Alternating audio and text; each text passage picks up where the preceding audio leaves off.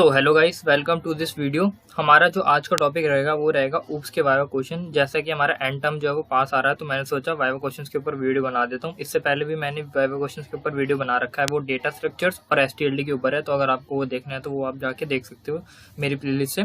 तो time waste ना करते हुए हम स्टार्ट करते हैं। ये जो वीडियो रहेगी हमारी ऊप्स के वाइवा क्वेश्चन की दो पार्ट्स में रहेगी, एक पार्ट 1 और एक पार्ट 2। ठीक है, तो पार्ट 1 स्टार्ट करते हैं। पहला क्वेश्चन जो है वो हमारा है what is C++ and it's advantage. सबसे पहले C++ है क्या और उसके एडवांटेजेस क्या है। C++ सबसे पहले तो एक मिडिल लेवल लैंग्वेज है। ठीक है, मिडिल लेवल लैंग्वेज है और ये C लैंग्वेज से इनहेरिट होके आई है। ठीक है, तो C लैंग्वेज से इनहेरिट होके आई है। तो शुरुआत में C++ का नाम जो था वो C विद क्लासेस था, क्योंकि इसके अंदर जो नया कंसेप्ट जुड़ा था वो क्लासेस का कंसेप्ट जुड़ा था। लेकिन थोड़े टाइम के बाद C विद क्लासेस को चेंज करके C++ रख दिया गया, क्योंकि प्रोग्रामिंग से रिलेटेड था, क्योंकि C का ही एडवांस वर्जन था। तो हम इंक्रीमेंट ऑपरेटर यूज करते हैं 1 ऐड करने के लिए, तो कुछ प्रोग्रामिंग से रिलेट करने के लिए इन्होंने C++ जो है लैंग्वेज का नाम रख दिया।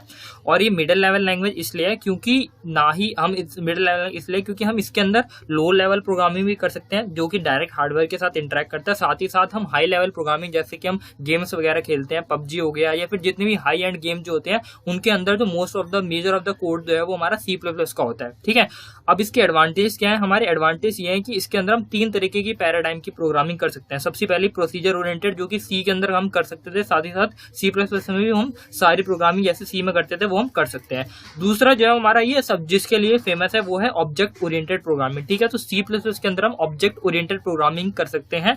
और तीसरा जो है वो है जनरल प्रोग्रामिंग। ठीक है, जिसके अंदर हम टेम्पलेट्स का कंसेप्ट यूज कर सकते हैं, और टेम्पलेट्स का कंसेप्ट यूज करके ही C++ के पास एक तगड़ी लाइब्रेरी है जिसका नाम है STL, स्टैंडर्ड टेम्पलेट लाइब्रेरी। ठीक है, तो जो एडवांटेज है वो हमारी यही है कि इसके अंदर हम जो है एक तो तीनों टाइप की हमारे इसके अंदर हो सकते हैं, जो प्रोग्रामिंग के पैराडाइम में वो कर सकते हैं। साथ ही साथ हम इसके अंदर ऊप्स के कंसेप्ट जो है जो कि प्रोग्रामिंग के अंदर काफी हेल्प करते हैं हमको, जो कि हमारे आगे मैं क्वेश्चन नंबर 4 के अंदर डिस्कस करूंगा कौन कौन से ऊप्स के कंसेप्ट है हमारे, मैं आगे डिस्कस करूंगा।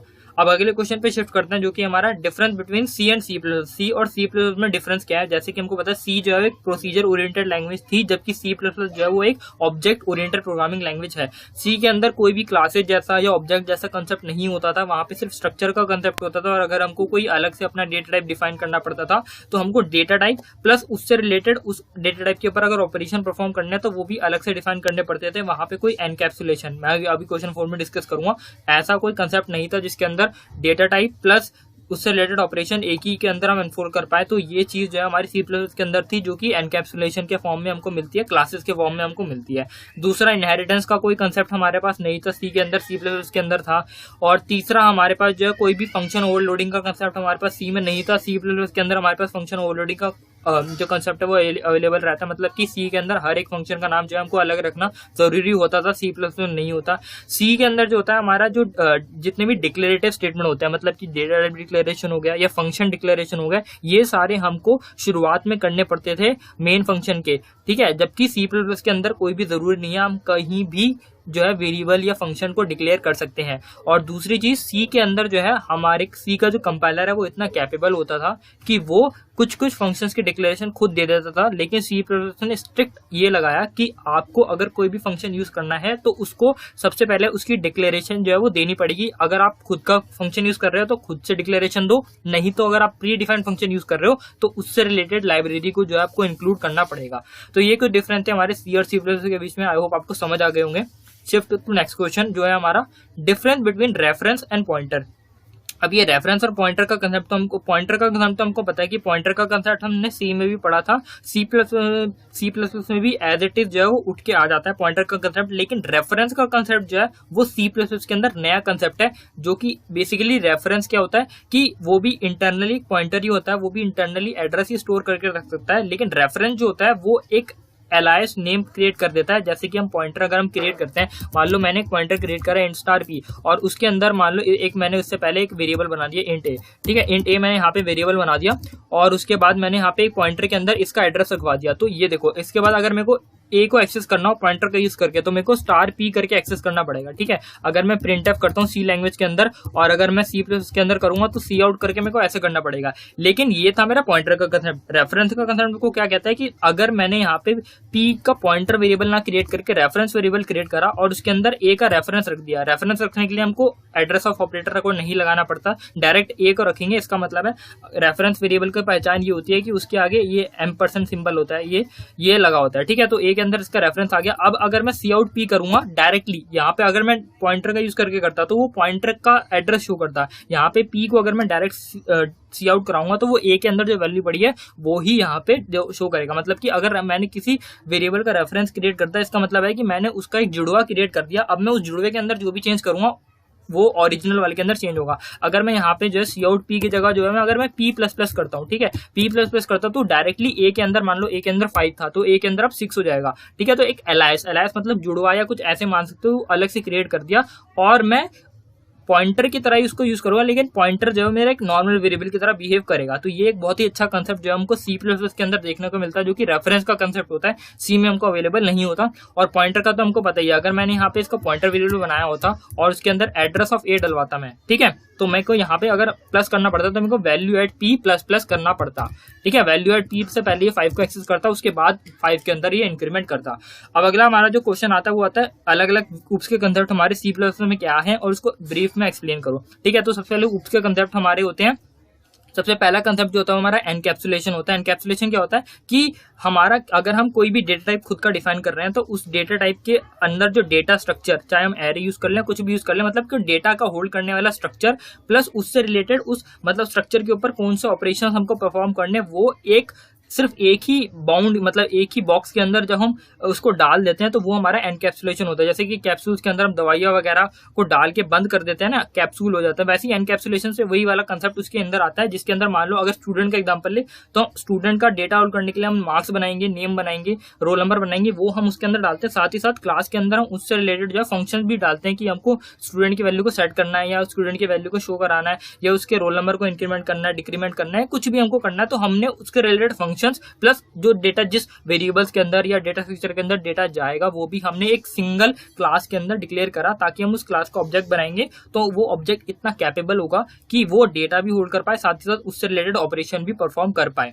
ठीक है। ये एनकैप्सुलेशन था। इनहेरिटेंस क्या होता है कि जिसके अंदर हम कोड को रीयूज कर सकते हैं। मान लो मैंने एक क्लास पहले बना दी और उसके बाद अब मैं एक और क्लास बनाता हूँ, लेकिन उसके अंदर मैं कुछ वेरिएबल और फंक्शन पहले वाले क्लास के यूज करना चाहता हूँ, तो मैं क्या करूंगा, पिछली वाली क्लास को इनहेरिट कर लूंगा ताकि वो सारे फंक्शंस और वेरिएबल मेरे क्लास के अंदर आ जाएं। और अब मैं अगर अपनी क्लास का ऑब्जेक्ट बनाऊंगा तो मैं उस क्लास के ऑब्जेक्ट और वेरिएबल को भी यूज कर पाऊंगा अपने ऑब्जेक्ट के रेफरेंस में, ठीक है। अगर आपको समझ नहीं आया तो एक बार दोबारा सुन लेना कि मैंने अपनी क्लास बनाई और मैंने पुरानी क्लास को इनहेरिट कर लिया, लेकिन अब जो मेरी क्लास के अंदर ऑब्जेक्ट और वेरिएबल और फंक्शन होंगे मैं उसको यूज कर सकता हूँ अपने ऑब्जेक्ट के रिस्पेक्ट में, और वो जो चेंजेस होंगे वो मेरे ऑब्जेक्ट के अंदर होंगे, ना कि पेरेंट ऑब्जेक्ट के अंदर, ठीक है। तो ये हमारा होता है हमारा इनहेरिटेंस का कंसेप्ट। उसके बाद आता है हमारा पॉलीमॉर्फिज्म। पॉलीमॉर्फिज्म बेसिकली क्या होता है, पॉली का मतलब मैनी और मॉर्फिज्म का मतलब कि काफी सारे फॉर्म्स, तो मैनी फॉर्म्स, ठीक है। तो पॉलीमॉर्फिज्म अलग अलग तरीके से इंप्लीमेंट करते हैं सी प्लस प्लस के अंदर, जिसके अंदर हम क्लास के अंदर भी पॉलीमॉर्फिज्म कर सकते हैं एब्स्ट्रैक्ट क्लासेस का यूज करके और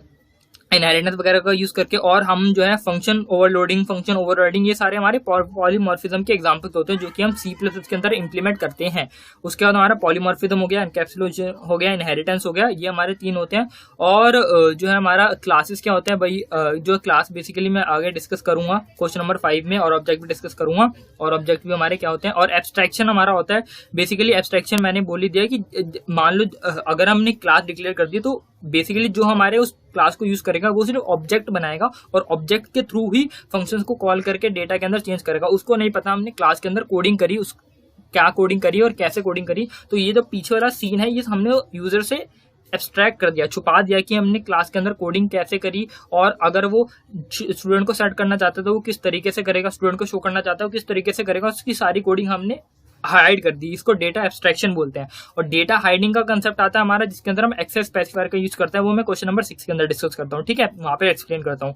अब अगला क्वेश्चन आता है हमारा what is class and object. अब क्लास और ऑब्जेक्ट हमारा क्या होता है, बेसिकली क्लास क्या होता है, क्लास एक ढांचा होता है, ठीक है, जो हम तैयार करते हैं जिसके बाद अगर उस जैसे कि आप बिल्डिंग बनाते हो तो बिल्डिंग बनाने के लिए आप आर्किटेक्ट को बुलाते हो, वो आर्किटेक्ट एक पहले आपको मॉडल तैयार करके देखता है, ठीक है। तो वो जो मॉडल है वो वही हमारा क्लास होता है। लेकिन जब उस मॉडल को देख के एक घर बना देता है कोई भी आर्किटेक्चर या बिल्डर, तो उस केस में वो जो ऑब्जेक्ट जो घर बन जाता है वो हमारा जो है वो ऑब्जेक्ट जो है वो हमारा कहलाता है, ठीक है। तो ये हमारा होता है क्लासेस ऑब्जेक्ट का कंसेप्ट, जिसके अंदर क्लास के अंदर सिर्फ हम बॉडी डिफाइन करते हैं, वेरिएबल कौन कौन से होंगे जब इसका ऑब्जेक्ट बनेगा, और उस वेरिएबल के ऊपर कौन कौन से फंक्शंस यूज कर पाएंगे उसको। तो ये सारी चीजें हम क्लास के अंदर डिफाइन करते हैं। जबकि उस क्लास का जब हम एक वेरिएबल क्रिएट करते हैं या फिर हम बोले ऑब्जेक्ट क्रिएट करते हैं, तो वो हमारा ऑब्जेक्ट मतलब वो हमारा इस क्लास का ऑब्जेक्ट होता है। और ऑब्जेक्ट इतना कैपेबल होता है कि वो डेटा को तो होल्ड ही कर सकता है, लेकिन उस डेटा के ऊपर कौन कौन से ऑपरेशंस परफॉर्म करने हैं वो भी वो होल्ड करके रख सकता है। अब अगला हमारा क्वेश्चन आता है, what is access specifier and its type. सबसे पहले तो ये एक्सेस स्पेसिफायर का कंसेप्ट जो है वो हमारा सी में नहीं था, C++ में आया। क्यों? क्योंकि सी के अंदर हमारे पास सारे जो डेटा मेंबर होते थे वो, जैसे स्ट्रक्चर का एग्जांपल ले तो उसके अंदर बाय डिफॉल्ट जो मेंबर्स होते हैं वो प्राइवेट होते हैं, जबकि C++ के क्लासेस के अंदर बाय डिफॉल्ट जो मेंबर्स होते हैं वो हमारे प्राइवेट होते हैं। स्ट्रक्चर के अंदर जो हमारा सी का स्ट्रक्चर था उसके अंदर हमारे वो होते हैं पब्लिक होते हैं, जबकि C++ के हमारे क्लासेस के अंदर प्राइवेट होते हैं। तो हमारा जो एक्सेस स्पेसिफायर का कंसेप्ट होता है वो हमारा C++ के अंदर आता है, जिसके अंदर हमारे पास अलग अलग तरीके के एक्सेस स्पेसिफायर होते हैं, चाहे वो पब्लिक हो, चाहे वो प्रोटेक्टेड हो, चाहे वो प्राइवेट हो, जिसके अंदर हम अलाउ करते हैं कि इस क्लास की बाहर की बॉडी के बाहर अगर यूजर कोई डेटा मेंबर को एक्सेस करना चाहता है तो वो कितने मेंबर्स को एक्सेस कर सकता है और उसको क्या क्या पावर है कि वो कितना एक्सेस कर सकता है। तो इसलिए हम अलाउ करते हैं कि कोई मेंबर प्राइवेट है तो क्लास की बॉडी के बाहर एक्सेस नहीं होगा, प्रोटेक्टेड है तो सिर्फ मेंबर फंक्शन एक्सेस कर सकते हैं, पब्लिक है तो कोई भी एक्सेस कर सकता है, ठीक है। तो ये 3 टाइप्स के मैंने आपको बता दिए। अब हमारी बात आती है कंस्ट्रक्टर और डिस्ट्रक्टर और उसके टाइप्स क्या होता है। सबसे पहली बात तो कंस्ट्रक्टर हमारा वो होता है किसी भी ऑब्जेक्ट की लाइफ में सबसे पहला चलने वाला जो फंक्शन होता है वो कंस्ट्रक्टर होता है, जो कि अगर हम खुद कॉल नहीं करते तो ऑटोमेटिकली ऑब्जेक्ट क्रिएटेड वो कॉल हो जाता है, ठीक है। तो यहाँ पे जब हम ऑब्जेक्ट बनाते कोई भी कंस्ट्रक्टर कॉल नहीं करते तो उस केस में जो कंस्ट्रक्टर कॉल होता है वो डिफॉल्ट कंस्ट्रक्टर होता है। मैं पहले टाइप बता देता हूँ हमारे। एक तो डिफॉल्ट कंस्ट्रक्टर होता है जिसके अंदर सिर्फ जो नाम होता है हमारा कंस्ट्रक्टर का वो क्लास के नाम पे होता है। ये एक और पॉइंट मैं भूल गया, ठीक है। तो क्लास के नाम पे ही इस एक फंक्शन होता है, ठीक है। क्लास के नाम पे एक फंक्शन होता है हमारा, वही हमारा कंस्ट्रक्टर कहलाता है। और सिमिलरली क्लास के नाम पे ही एक और हमारा फंक्शन होता है जिसके आगे टिल्ड सिंबल लगा होता है, ठीक है। अगर हमको कंस्ट्रक्टर मान लो मैंने स्टूडेंट नाम का क्लास बनाया, ठीक है, तो स्टूडेंट नाम की क्लास से जो है वो हमारा एक ऐसे ये हमारा कंस्ट्रक्टर होगा और जब डिस्ट्रक्टर को अगर हमको शो करना हो तो वो ऐसे ही होगा स्टूडेंट, जिसके आगे हमारा जो है वो टिल्ड सिंबल यहाँ पे लगा हुआ होगा, ठीक है। तो ये हमारा डिस्ट्रक्टर का हो जाता है। बाकी कंस्ट्रक्टर में टाइप बताते हैं, एक डिफॉल्ट कंस्ट्रक्टर होता है, एक पैरामीटराइज कंस्ट्रक्टर होता है, ठीक है। डिफॉल्ट कंस्ट्रक्टर तो हमको बता दिया, डिफॉल्ट कंस्ट्रक्टर के अंदर कुछ नहीं होता है, ऐसे होता है और कोई पैरामीटर नहीं, कुछ नहीं, और कोडिंग भी खाली होती है, ठीक है। तो और पैरामीटराइज कंस्ट्रक्टर के अंदर हमको पैरामीटर पास करने, मान लो इंट ए कैर बी, इंट ए कैर बी, हमने कुछ भी यहाँ पे पैरामीटर पास कर दिए, पैरामीटराइज कंस्ट्रक्टर हो जाता है। और उसके बाद एक और टाइप का कंस्ट्रक्टर होता है कॉपी कंस्ट्रक्टर, जो कि बेसिकली एक पैरामीटराइज कंस्ट्रक्टर का सब टाइप होता है, जिसके अंदर हम क्या करते हैं उसी टाइप की वैल्यू को जो है यहाँ पे पास कर देते हैं कॉपी करने के लिए, ठीक है।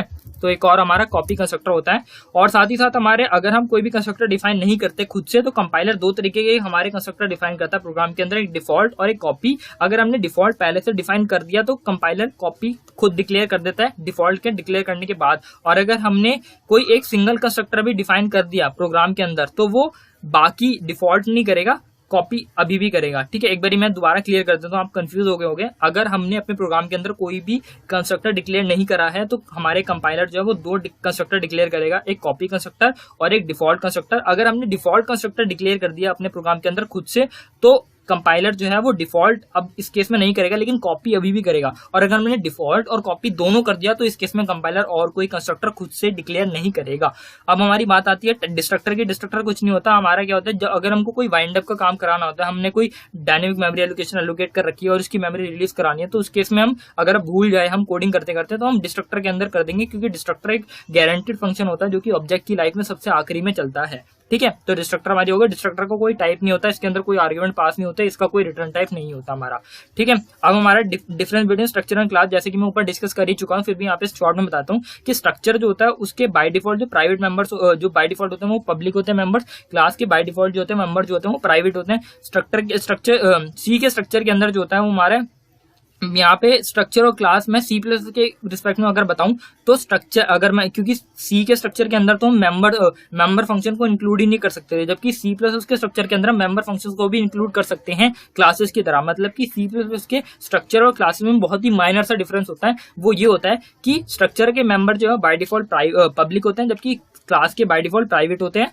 और बस यही मेजर डिफरेंस होता है। बाकी इनहेरिटेंस वगैरह और काफी के ऊप्स के कंसेप्ट भी हम स्ट्रक्चर सी प्लस वाले स्ट्रक्चर के अंदर लगा सकते हैं। अब अगला हमारा क्वेश्चन है वो है व्हाट आर 4 तरीके के ऑपरेटर हमको दे रखे हैं। एक तो ये हमारा जो ऑपरेटर है, ये इसको स्कोप रेजोल्यूशन ऑपरेटर कहते हैं।